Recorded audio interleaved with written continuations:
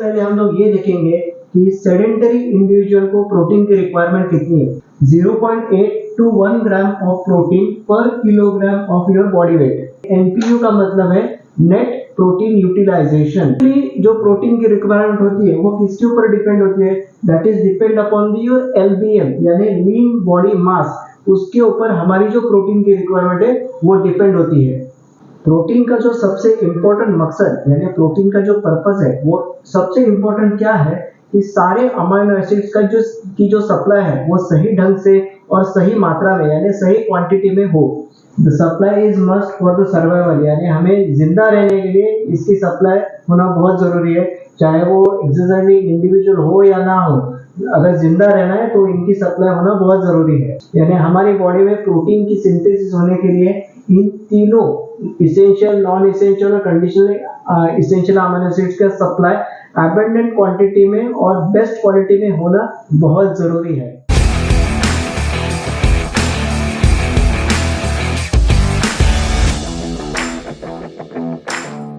नमस्कार साथियों, स्वागत है आप सभी का अपने चैनल पर जिसका नाम है वॉच एंड रीवॉच विद नवीन। आज हम लोग जो टॉपिक लास्ट टाइम हम लोग बात कर रहे थे उसी को थोड़ा आगे कंटिन्यू कर रहे हैं, जिसका नाम था पॉजिटिव नाइट्रोजन बैलेंस। अब तक हम लोग ने ये सीरीज में देखा कि पॉजिटिव नाइट्रोजन बैलेंस क्या है, नेगेटिव नाइट्रोजन बैलेंस का मतलब क्या है और नाइट्रोजन बैलेंस इक्विलिब्रियम का मतलब क्या है।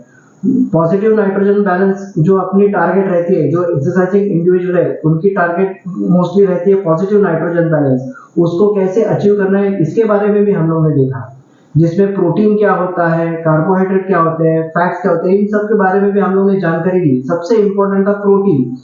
तो प्रोटीन जो हम लोग ले रहे हैं आज हम लोग उसी के बारे में बात करेंगे कि जो प्रोटीन हम लोग ले रहे हैं उसकी क्वालिटी को हम लोग कैसे पहचाने। तो वही टॉपिक को हम लोग कंटिन्यू करेंगे, जिसका आज का टॉपिक का नाम रहेगा meeting protein requirement for sedentary individuals यानी जो लोग वर्कआउट नहीं करते उनके लिए, और एक्सरसाइजिंग इंडिविजुअल जो लोग रेगुलर एक्सरसाइज करते हैं उनके लिए प्रोटीन की रिक्वायरमेंट को कैसे पूरी करें, इसी के बारे में आज हम लोग चर्चा करेंगे। तो वीडियो को आगे बढ़ाने से पहले अगर आपने इस चैनल को अब तक सब्सक्राइब नहीं किया है तो प्लीज जल्दी जाके नीचे दिए हुए सब्सक्राइब बटन को क्लिक करें, क्योंकि आपके लिए हम लोग ऐसी प्रकार की वीडियोस लाते रहते हैं। ओके दोस्तों, तो शुरुआत करते हैं आज के टॉपिक को। सबसे पहले हम लोग ये देखेंगे कि सेडेंटरी इंडिविजुअल को प्रोटीन की रिक्वायरमेंट कितनी है। सेडेंटरी इंडिविजुअल यानी जो लोग वर्कआउट नहीं करते उनके लिए। तो अज्यूम करेंगे कि अगर आपका वजन 60 किलो है तो आपकी जो प्रोटीन की रिक्वायरमेंट रहेगी वो 60 ग्राम रहेगी, यानी 0.8 to 1 ग्राम ऑफ प्रोटीन पर kilogram of your body weight. यानी अगर आपका वजन समझो 70 किलो है तो आपकी प्रोटीन की रिक्वायरमेंट कितनी रहेगी, तो 70 ग्राम। तो ये है हमारी प्रोटीन की requirement for the sedentary individual.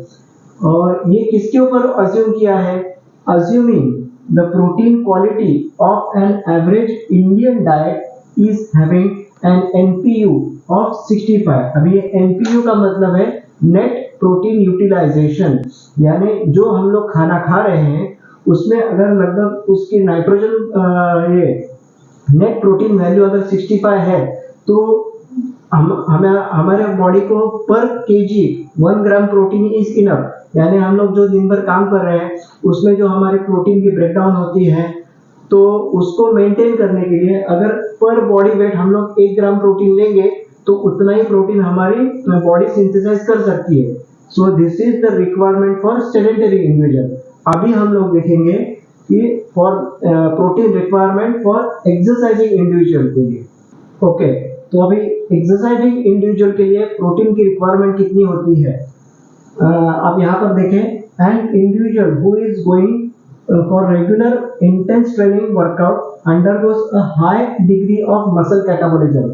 यानी जो लोग रेगुलर वर्कआउट करते हैं उनको क्या होता है, उनकी जो मसल क्वालिटी है वो भी अच्छी रहती है, मसल की ग्रोथ भी अच्छी हुई रहती है, लेकिन ज्यादा इंटेंस वर्कआउट करने के कारण high degree of muscle catabolism उनमें पाया जाता है। तो उसको दूर करने के लिए उनकी जो प्रोटीन की रिक्वायरमेंट है वो नेचुरली जो सेडेंटरी इंडिविजुअल है उससे ज्यादा ही होगी। कभी कभार इतना भी होता है कि समझो सेडेंटरी इंडिविजुअल को पर किलोग्राम 1 ग्राम प्रोटीन की रिक्वायरमेंट है, लेकिन जो लोग रेगुलर वर्कआउट करते हैं उनकी रिक्वायरमेंट पर किलो 2 ग्राम भी हो सकती है। इन सम केसेस वो 3 ग्राम तक भी जा सकती है, depends upon your muscle quality. So it varies, मतलब जिसकी मसल, जो लोग अभी इंटरमीडिएट लेवल पे एक्सरसाइज कर रहे हैं तो उनकी शायद 2 ग्राम की रिक्वायरमेंट हो सकती है पर किलो। जो लोग रेगुलर बहुत ज्यादा काफी दिनों से, काफी सालों से वर्कआउट कर रहे हैं तो उनके केस में वो 3 ग्राम पर केजी भी हो सकती है। सो एक्चुअली जो प्रोटीन की रिक्वायरमेंट होती है वो किसके ऊपर डिपेंड होती है? That is depend upon the your LBM यानी लीन बॉडी मास। उसके ऊपर हमारी जो प्रोटीन की रिक्वायरमेंट है वो डिपेंड होती है। प्रोटीन का जो सबसे इंपॉर्टेंट मकसद यानी प्रोटीन का जो पर्पस है वो सबसे इंपॉर्टेंट क्या है कि सारे अमीनो एसिड्स का जो सप्लाई है वो सही ढंग से और सही मात्रा में यानी सही क्वांटिटी में हो। जब भी हम लोग प्रोटीन की क्वांटिटी के बारे में बात करें तो प्रोटीन की क्वालिटी के बारे में भी जानना बहुत जरूरी है। लेकिन हम लोग प्रोटीन की क्वालिटी को कैसे जाने, उसको कैसे परखें?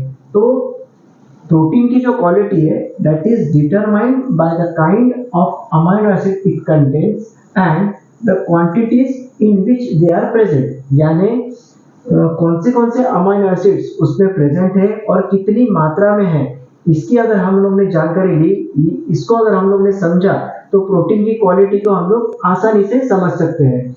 तो उसके लिए साइंटिस्ट लोगों ने प्रोटीन को, अमीनो एसिड्स को 3 कैटेगरीज में डिवाइड किया हुआ है। फर्स्ट है इसेंशियल अमीनो एसिड्स, यानी ऐसे अमीनो एसिड जो हमारी बॉडी नहीं तैयार कर सकती, जिसकी सप्लाई हमें डाइट के थ्रू ही लेनी जरूरत होती है। दूसरे हैं कंडीशनली इसेंशियल अमीनो एसिड, यानी ऐसे अमीनो एसिड जो हमारी बॉडी तैयार करती है लेकिन उतना क्वांटिटी में नहीं जितनी की एक्सरसाइजिंग इंडिविजुअल को जरूरत होती है। और तीसरा है नॉन इसेंशियल अमीनो एसिड, यानी ऐसे नहीं कि इसकी हमारी जरूरत ही नहीं है, ऐसी बात नहीं है। इसका मतलब ये होता है कि हमारी बॉडी इसको तैयार करती है, काफी अच्छी मात्रा में भी तैयार करती है, लेकिन जो लोग एक्सरसाइज करते हैं, जो लोग रेगुलर इंटेंस वर्कआउट करते हैं, उनको जितनी जरूरत है उतनी मात्रा में नॉन इसेंशियल अमीनो एसिड्स का भी हमारी बॉडी तैयार नहीं करती। तो यहाँ पर जब भी हम लोग प्रोटीन लेते हैं तो उसमें हमें ये चेक करना है कि उसमें इसेंशियल अमीनो एसिड्स का प्रोफाइल क्या है, नॉन कंडीशनली इसेंशियल का क्या है और नॉन इसेंशियल का क्या है। तो ये सही तरीका, ये सही बैलेंस अगर उसमें हो तो वो protein is the best suitable for your body. अभी हम लोग देखेंगे कि इसेंशियल अमीनो एसिड्स में कौन से, कंडीशनली में कौन से आते हैं और नॉन इसेंशियल अमीनो एसिड्स में भी कौन से अमीनो एसिड्स आते हैं। इसी की चर्चा हम लोग वीडियो में आगे करेंगे। ओके दोस्तों, तो सबसे पहले हम लोग देखते हैं इसेंशियल अमीनो एसिड्स में क्या कौन से अमीनो एसिड्स आते हैं। इसेंशियल अमीनो एसिड्स क्या है? It is compulsory to supply is needed from the diet, यानी डाइट के थ्रू इसकी सप्लाई होना बहुत जरूरी है। The supply is must for the survival, यानी हमें जिंदा रहने के लिए इसकी सप्लाई होना बहुत जरूरी है, चाहे वो एक्सरसाइजिंग इंडिविजुअल हो या ना हो। अगर जिंदा रहना है तो इनकी सप्लाई होना बहुत जरूरी है। These are total 9 amino acids, यानी टोटल 9 अमीनो एसिड्स ऐसे इसेंशियल अमीनो एसिड्स है। वो कौन से वो हम आपको यहाँ पर बता रहा हूँ। सबसे पहले methionine, threonine, tryptophan, then valine, leucine, isoleucine, phenylalanine, histidine and lysine. इसमें 3 ब्रांच इन अमीनो एसिड्स भी है जो कि है ल्यूसीन, आइसोल्यूसिन और वैलिन। ये तीनों ब्रांच इन अमीनो एसिड्स भी है। तो ये कुल मिला के टोटल 9 इसेंशियल अमीनो एसिड्स है। अभी मैं आपको बताऊंगा कि कंडीशनल में कौन से आते हैं और नॉन इसेंशियल में भी कौन से अमीनो एसिड्स आते हैं। ओके दोस्तों, तो अभी हम लोग बात करेंगे कि कौन से अमीनो एसिड्स जो कंडीशनली इसेंशियल है और नॉन इसेंशियल अमीनो एसिड्स कौन से है। कंडीशनली इसेंशियल अमीनो एसिड्स में टोटल 2 अमीनो एसिड्स आते हैं, जिसमें ग्लूटामिन और आर्जिनिन। अभी ग्लूटामिन ये अमीनो एसिड जो है that is most important for our muscle recovery. और आर्जिनाइन जो है, जो लोग प्री वर्कआउट सप्लीमेंट लेते हैं उन्होंने देखा रहेगा कि उसके ऊपर आर्जिनाइन लिखा हुआ है। आर्जिनाइन क्या करता है कि हमारी जो ब्लड सप्लाई है उसको बढ़ाता है।